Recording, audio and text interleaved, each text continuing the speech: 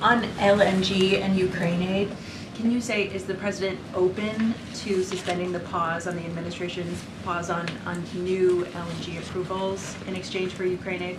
So as we said repeatedly, the House needs to pass the bipartisan national security supplemental. I've been saying that. It was the first thing I said when I came to the podium, one of the first things. And we want to see that as soon as possible. We know it would get bipartisan support overwhelmingly if it were to go to the floor in the House. That's what we want to see.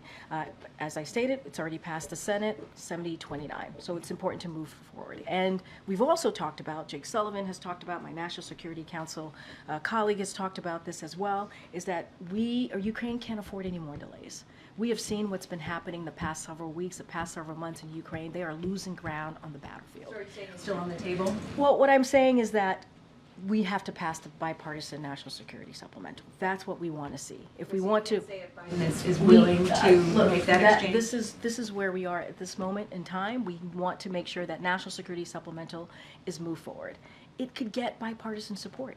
We know it will. We know it would get overwhelming support if they put it on the floor, right? And Congress's inaction has led to Ukraine losing footing in the battlefield. That's what we've seen. That's what we've seen. And so Congress needs to act. It is in order to actually deal with this, in order to give the Ukrainians what they need, the brave Ukrainians on the ground what they need. I'm just not going to negotiate from the podium. That's what we've always been very clear from here. I'm not going to get into hypotheticals. We know what needs to be done, and what needs to be done is to put that national security supplemental passed out of the Senate in a bipartisan fashion, 70-29. We believe it can get passed overwhelmingly in a bipartisan fashion in the House. I just want to be mindful and not get into hypotheticals from here.